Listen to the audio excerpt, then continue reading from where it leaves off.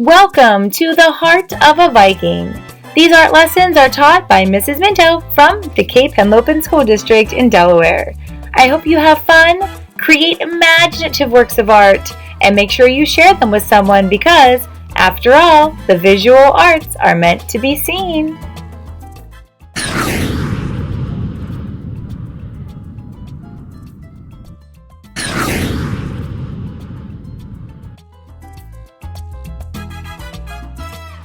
Hola artistas del Cabo, bienvenidos al corazón de un viqueño. Hey, we are still in South America today, which is why I'm still speaking Spanish. And today we're traveling all the way to South America to the country of Argentina. And while we're in Argentina, we're going to be focusing on the little city called La Boca. So stay tuned to learn why the city is called La Boca, which means the mouth. I wonder why there's a city named La Boca. Anyway, so we're focusing on La Boca because the buildings there are these beautiful bright colors. Many things in South America are beautiful and bright, like the flowers and the birds, but also these houses in La Boca. So they're going to be the inspiration for our work of art today. Now you have two choices for this work of art. You have a 2D house La Boca style project, and you have a 3D house La Boca style project, and it's up to you to choose whichever one you want. There are two different videos today, so make sure you select the video that fits whichever project you'd like to try, the 3D one that uses cardboard or the 2D one that uses regular construction paper. So you decide which one you want to try. I can't wait to see the amazing buildings that you create, and let's learn a little bit more about this peculiar city called La Boca in Argentina. Argentina is located in the southern part of South America. It's the second largest country in South America after Brazil, and the 8th largest country in the whole world. Argentina is super rich in animal species. The coast of Patagonia is home to elephant seals, fur seals, penguins, and sea lions. Sharks, orcas, dolphins, and salmon swim in the waters of the Atlantic coast. The north part of Argentina is home to flamingos and toucans and turtles and tortoises and crocodiles and caimans too. And there are some large cat species such as the cougar, jaguar, and ocelot. Patagonia is a sparsely populated area rich in natural resources. It also has herons, condors, pumas, tortoises, and guanacos, elegant animals that are closely related to the llamas and alpacas. Football is the favorite sport of Argentina, but remember, I don't mean football like this, I mean football like this. And the country has produced some of the world's most famous players. Gauchos, like American cowboys, have become a symbol of the open plains in the Pampas region. Historically, they were brave and often unruly. They are country people devoted to lassoing and raising cattle and horses.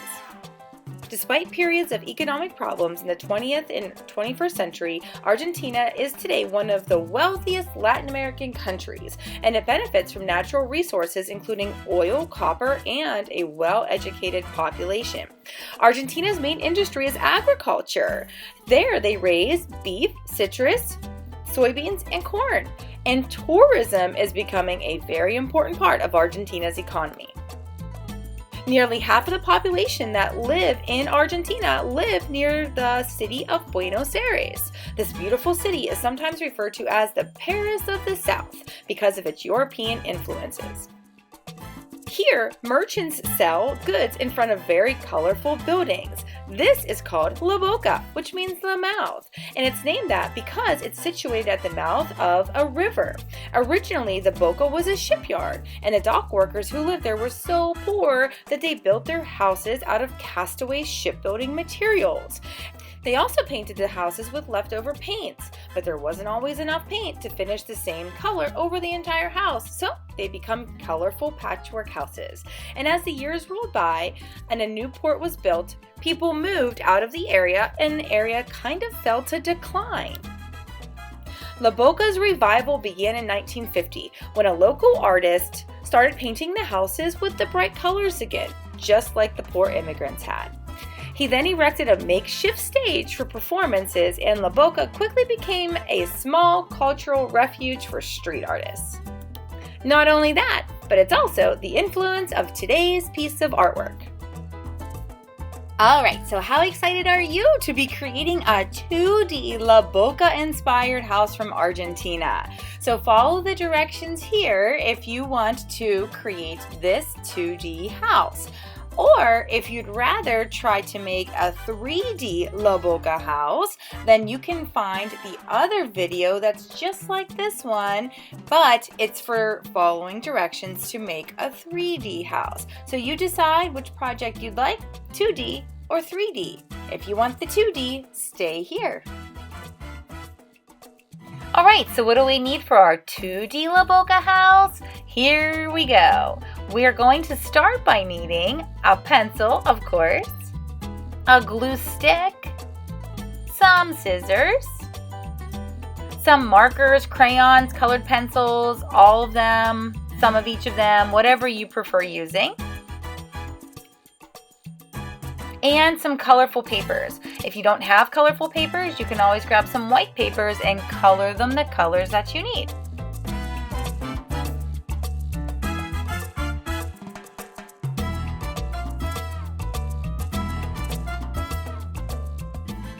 All right, so I want you to start with one sheet of rectangle paper. That's going to be the front of our house. So I'm going to cut this down just a little bit. I want it to be a little smaller than what it is right now. That's a pretty good size.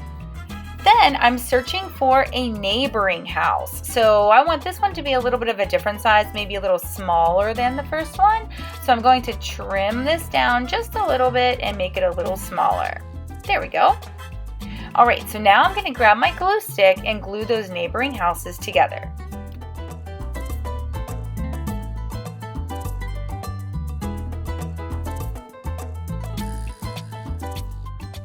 Okay, so now I'm going to select a piece of contrasting paper that will be the rooftop. So contrasting means that it's either darker or lighter than my original color. So now I'm going to create a shape that has straight top and bottom, but slanted sides. Let me draw this out and see if you know what shape I'm making. Notice that I'm using my original building rectangle so that I make my rooftop the perfect size. It won't be too big or too small. I drew it right on top of the house so I know it would fit. All right, do you know what that shape is? Slanted sides, straight top and bottom. I hope you said trapezoid.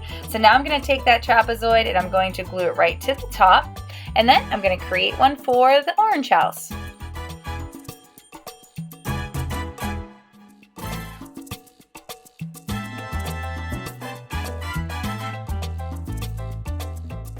So now I'm going to use a combination of gluing and cutting and drawing and coloring, a little bit of all of that to create the details for my two houses. So for the door here, I'm going to cut a contrasting piece of paper that will become the door and I'll glue it into place. It's often easier to draw on the paper before you glue it down, but if you forget, like I did, you can always glue it down and then draw or color on it.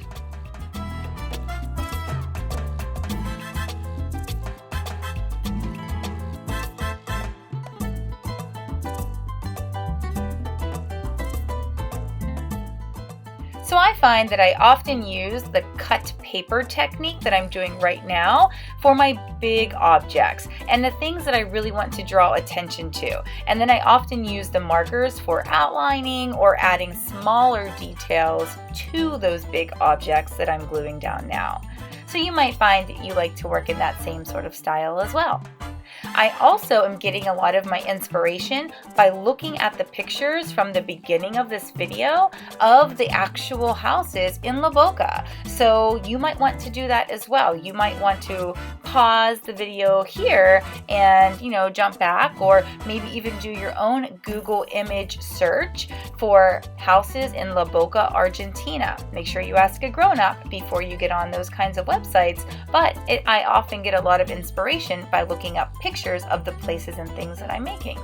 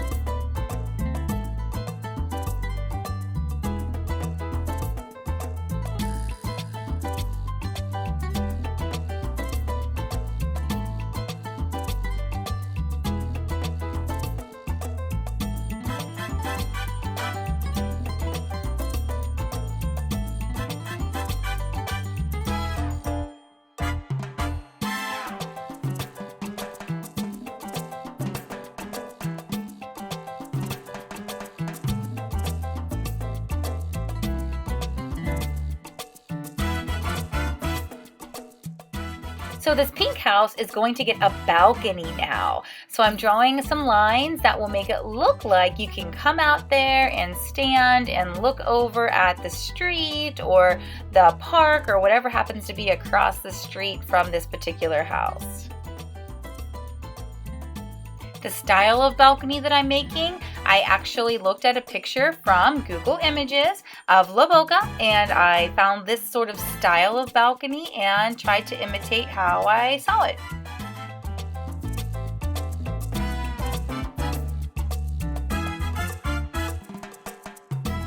Next, I'm going to give the front of the houses a little bit of texture. We've talked a lot about texture. Texture remembers how something feels. This is not real texture. If I touch this, it's not going to feel bumpy, but it's actually visual texture or implied texture. That means that my eyes are doing the work of trying to figure out what that texture is. So visual texture, or you could call it implied texture.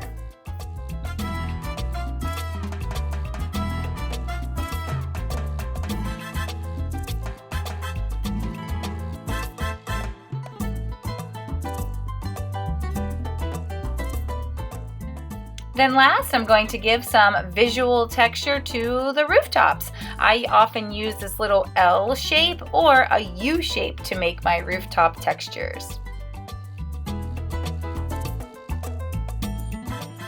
Alright, so what do you think? This is our two-dimensional La Boca, Argentina inspired house. I hope you like yours as much as I like mine. I just love the way the textures all work together and the colors of the markers with the colors of the paper. And if you still have some creativity left, you can always add additional houses next to these two. The houses in La Boca in Argentina, there are many of them. So if you have some creativity left, keep going. So I hope you have a great rest of your day, and I'll see you back here next time at El Corazón de un Viqueño. HOB artists, don't forget to hop on over to Artsonia to upload a photograph of your piece of artwork to your art portfolio. I can't wait to see it.